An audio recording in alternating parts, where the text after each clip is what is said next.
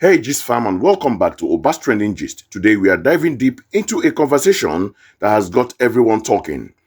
President Tinubu's claim of achieving Nigeria's 2025 revenue target sounds great, right? But is it truly a sign of economic recovery, or are there deeper questions we need to ask? We'll be looking at a recent Arise News segment featuring economist Professor Bongo, who shed some critical light on this declaration. Stick around, because by the end of this, you'll have a much clearer picture of where Nigeria's economy really stands. So sit back and take a watch. As you were talking about the budget, I think let's just play with some numbers. Budget comes to about $36 billion. That's about 54 trillion, thereabout. 54.9. 54.9 trillion. Approximately 55 trillion. Let's say 55 trillion for the sake of the conversation. The revenue component that the government is going to raise is going to be about 41 trillion. Yeah. 41 trillion, a little over 41 trillion. Then the deficit was over 13 trillion. Yes. All right, that we're going to add to it to be able to make this number. Out of that, I think the revenue they have got into is about 20 trillion, but they've done, last year they did about 10 trillion in non-oil. Now they've done over, I think, 15 trillion thereabout in non-oil. So that's what he was touting. Yes. The big question is, if you've seen the MTEF, he has also said he has pushed even forward a proposition for 21 billion. So they talk about him not borrowing. That means he's pushed forward a proposition for foreign loans. As regards the debts, Dr. Abati was talking about the electricity loans and everything.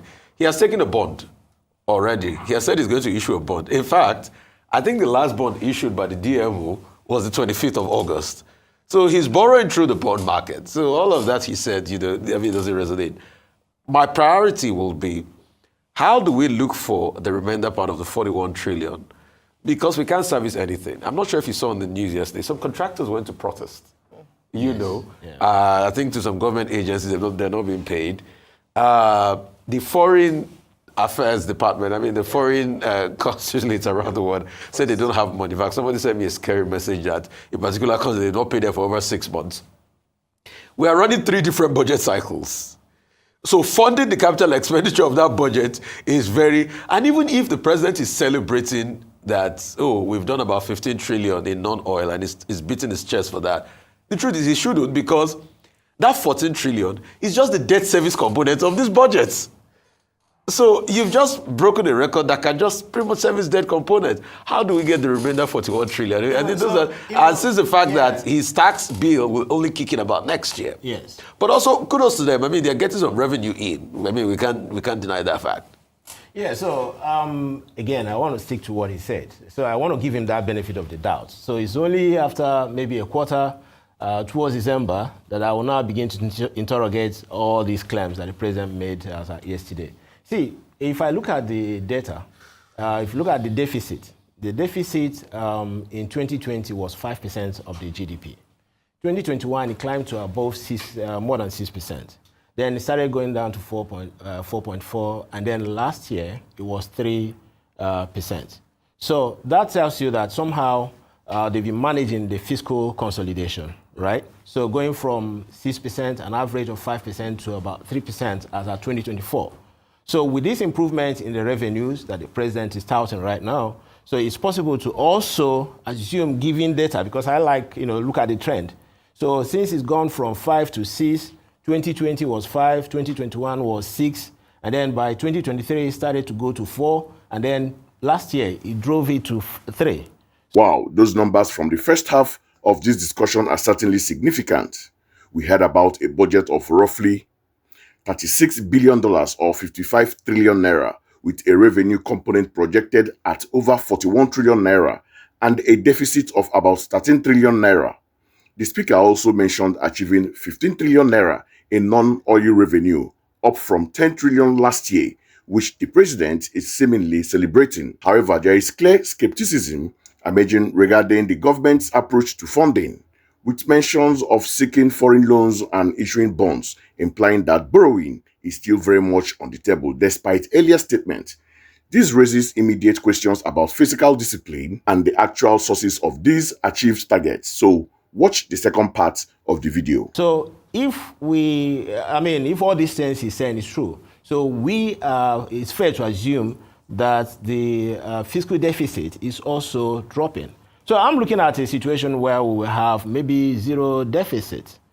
Okay, so I think that will make life better for everybody. But I want to believe that everything they are saying, telling us, is not propaganda. Prof. That's where I want to keep it. Prof. Don't put me on the spot. Okay. I see from your tone you are trying to be careful not to offend the administration. But let's clarify something. On the issue of what the president said, that they have met revenue target, he was categorical. Because he not only talked about non-oil revenue, he talked also about oil. He talked about taxes, how they've been able to, get more revenue. So he was speaking generally. And his newspaper, The Nation, said the same thing. I'm quoting the newspaper owned by the president himself. They said, Tinubu, we have met 2025 revenue target, gained stability. That's what the paper reports. That's the paper owned by the president himself.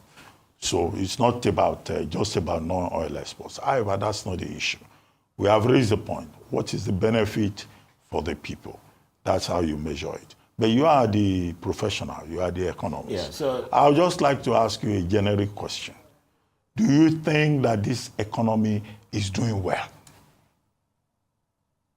If you were to assess the administration in terms of economic performance, yes, what will be your scorecard? No whitewashing, please, No, Professor. no whitewash. Let's deal with yeah, the issues. so it's important to speak to that from where we were coming from, right? So let's go back to 2023. Okay, so we know the fiscal situation of the country. I've already given the budget deficits. I started the trend from 2020, so which has come down to about 3%. In that sense, I think something has been achieved. So rather than asking the question, is the government doing well, I would rather say what could have been if they didn't do what they have done. No, we have all agreed that the Buhari administration didn't do well. Great. So we all agree with President Tinubu that this administration is doing so better. I think the president has managed to But pull what's us. your assessment? Yeah, so he has managed to pull us out of that pit. Yeah. So we're out of it. Okay. So whether we have steadied the economy, for a self-sustaining growth is a different conversation. So let's look at the budget this year. The budget of 2025, the assumptions in the budget, inflation is 15%, oil production is above 2 million barrels per day, exchange rate is 1,500 to the dollar. So let's look at these three key indicators. Where are they currently? Okay, oil production hasn't gotten to their own assumption, 2 million, so it's still at 1.7, 1.8. Inflation is way above 15%.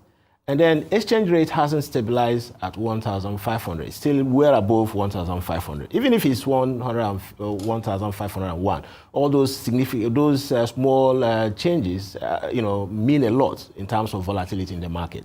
So exchange rate hasn't stabilized. They haven't made any of the assumptions in the budget. So claiming that the economy has stabilized, yes, we are not where we used to be. That's all I can say. But are we where we should be? No, we are not. All right. Well, thank you very much for that. Thank you, Professor Adibo. Thank you. But also, it's good to state that the DMO is still actively borrowing in the capital market. So we are still borrowing. So because he said we are not borrowing again, no. The DMO is actively borrowing. No, but in the he said he capital will not be borrowing going into the future. But he still borrowed us at 25th of, what's it called? The next bond is looking for... This is September. The next bond... They're going to borrow him No, the September. next bond is looking for, which he has already said they should arrange, is the 4 trillion money they want to pay for electricity. All right. Rufai, be positive. Professor Be Bongo. positive. Thank you very much. I see you have a difficult task. Yes, I was going to say you have done, Professor Bongo, you have done well. Yes, you have done. You've been able to navigate the waters. Very, very unsteady waters. Thank you. We have to. Thank you so much for your time and just breaking it down. Done it really well. In the second part of our clip, Professor Bongo provides crucial context. He highlights a positive trend on fiscal consolidation, noting that the budget deficit as a percentage of GDP has indeed dropped from 5% in 2020 to 3% in 2023. This is a commendable improvement. However, he then brings up back the stark reality of the 2025 budget assumptions. an inflation rate of 15%, oil production above 2 million barrels per day, and an exchange rate of 1,500 naira to the dollar. Professor Bongo's point out that none of these critical indicators are currently being met.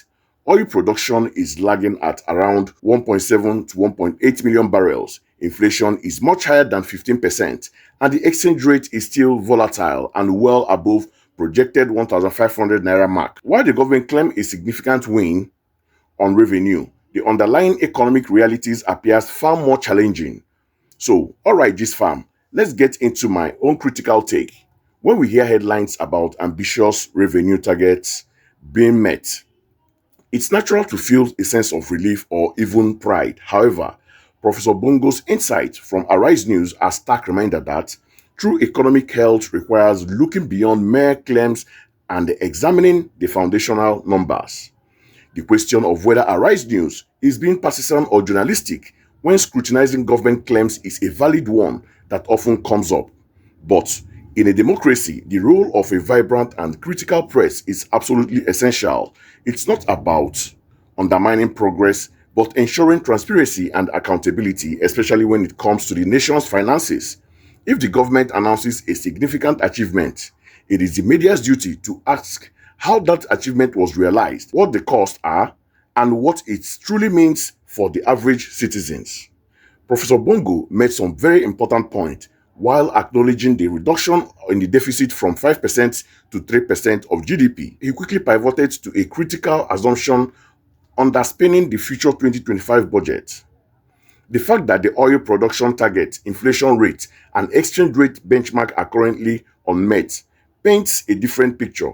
It suggests that while the government might be pulling us out of the pit, as he puts it, we are far from being on a stable path for self-sustaining growth. Furthermore, the mention of the government still actively borrowing through the bond markets and the contractors not being paid for months clearly indicate liquidity issues and the persistent reliance on debt.